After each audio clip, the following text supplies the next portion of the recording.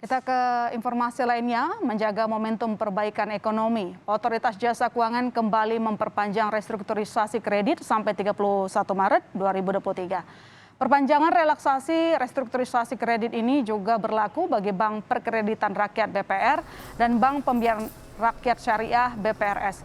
OJK menyebut program restrukturisasi telah membantu perbankan dan para debitur termasuk pelaku UMKM. Per Juli, total outstanding restrukturisasi sebesar 778,9 triliun rupiah, di mana jumlah debiturnya mencapai 5 juta. 71,53% diantaranya merupakan debitur UMKM. Menanggapi kebijakan perpanjangan restrukturisasi kredit, ekonom menilai ke depan perbankan bakal lebih selektif lagi memberikan fasilitas tersebut. Hal ini berkaitan dengan kebutuhan provisi atau pencadangan yang menggerus laba. Perbankan dinilai perlu diberikan stimulus lanjutan, namun tetap berupaya mencari sumber-sumber pendapatan lain. Satunya adalah adanya resiko bahwa bank harus menyediakan pencadangan yang lebih besar. Dan pencadangan ini artinya akan menggerus laba. Sejak 2020 laba bank sudah tergerus. Jadi kalau diberikan pencadangan yang lebih besar lagi, maka ini akan menggerus laba dalam waktu yang cukup panjang. Kemudian juga bank harus mempertimbangkan efek dari sektor-sektor usaha yang memang kondisinya pemulihannya akan sangat lambat dan berpotensi meningkatkan resiko NPL atau kredit macet. Ya, lantas apa alasan konkret dari OJK memperpanjang restrukturisasi kredit sampai 2023? Kita sapa Pak Heru malam ini. Selamat malam Pak Heru. Malam. Sehat selalu Pak Heru.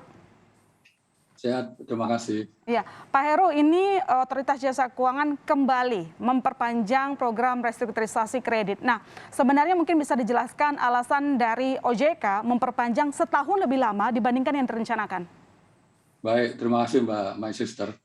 Sebagaimana kita ketahui bahwa rapat Dewan Komisioner Kamis kemarin pagi telah memutuskan untuk memperpanjang kedua PJK kita mengenai stimulus. Nah, tentunya OJK terus mencermati dampak pandemi COVID-19 yang terus berlanjut dan tentunya diperparah dengan varian Delta yang kita ketahui bersama.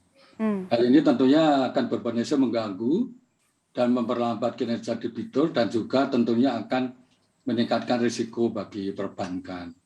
Sehingga rapat Dewan Komisioner memutuskan untuk memperpanjang yang kedua. Ada beberapa alasan sih sebetulnya. Yang pertama tentunya adalah untuk menjaga stabilitas perbankan dan memberikan waktu bagi perbankan untuk membentuk cadangan kerugian penurunan nilai atau CKPN.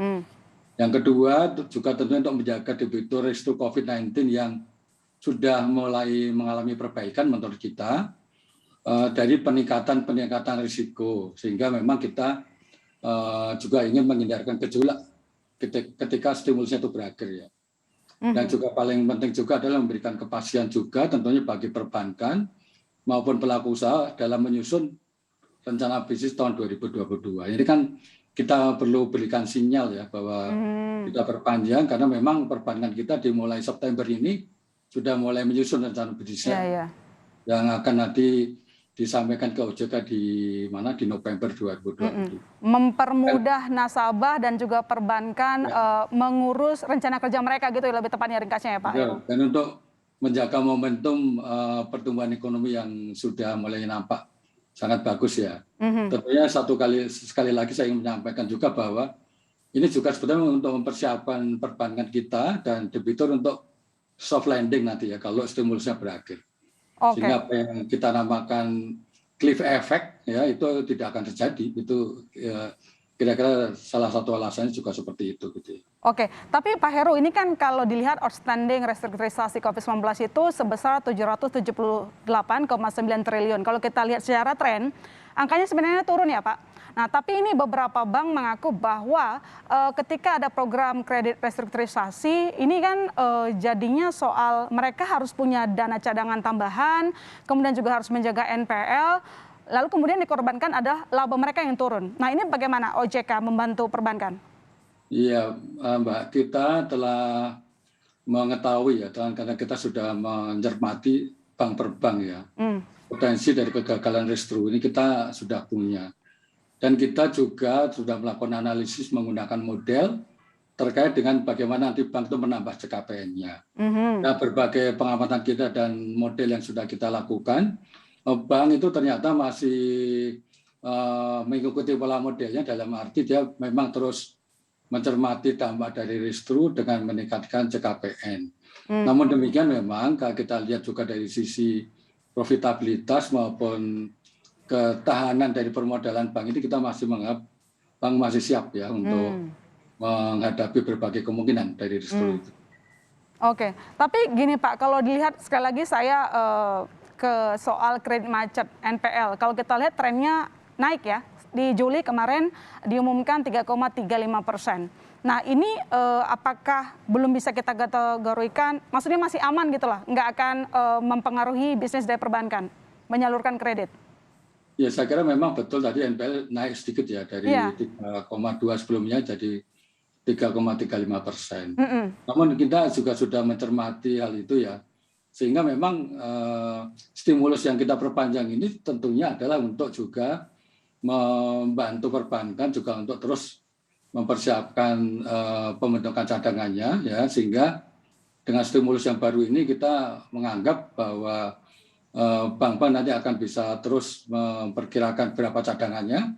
Dan pengalaman kemarin setahun terakhir kan bank sudah bisa menata itu ya, sehingga memang kenaikan NPL itu akan bisa terjaga lah, dengan mereka membentuk cadangan yang sudah dibentuk dari waktu ke waktu. Kita melihat bahwa cadangan itu terus meningkat. Nah, ini tentunya suatu berita baik ya, bahwa perbankan siap untuk menghadapi segala kemungkinan dari masalah itu, NPL itu. Ada rencana tambahan amunisi atau mungkin stimulus baru untuk membantu bisnis perbankan, Pak Heru? Ya, Mbak Sister, saya kira perpanjangan stimulus itu adalah suatu kebijakan countercyclical yang sudah kita perkirakan untuk menghadapi berbagai kemungkinannya. Kalau stimulus-stimulus lanjutan yang kita berikan ini sudah kita hitung, dan itu bisa memberikan balancing antara bank yang tentunya tetap akan sehat ke depan, dan juga tentunya sektorial kita juga akan terus bisa tumbuh.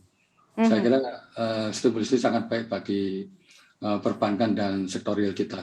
Artinya tidak akan mengurangi semangat dari perbankan untuk menyalurkan kredit ya Pak Heru? Saya kira tidak. Makanya kalau kita berhentikan stimulusnya ini, tentunya perbankan akan malah ragu-ragu ya, karena COVID-nya kan belum selesai. Sehingga kemungkinan restrunya akan masih bisa terjadi. Ini justru untuk supaya bank lebih percaya diri untuk menyalurkan kredit. Berarti target penyaluran kredit perbankan tumbuh 3,013% year on year akan tercapai ya Pak Heru? Saya melihat begini ya, jadi kalau kita lihat penanganan pandemi COVID itu kan semakin hari semakin bagus ya, di mana vaksinasi juga sudah bisa dipercepat, dan antusias dari masyarakat untuk divaksin juga meningkat, dan juga positivity rate-nya sudah turun. Saya kira kok ini, saya yakin betul pertumbuhan kredit kita akan semakin baik ke depan.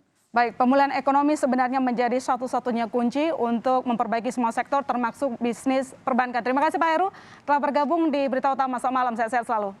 Terima kasih.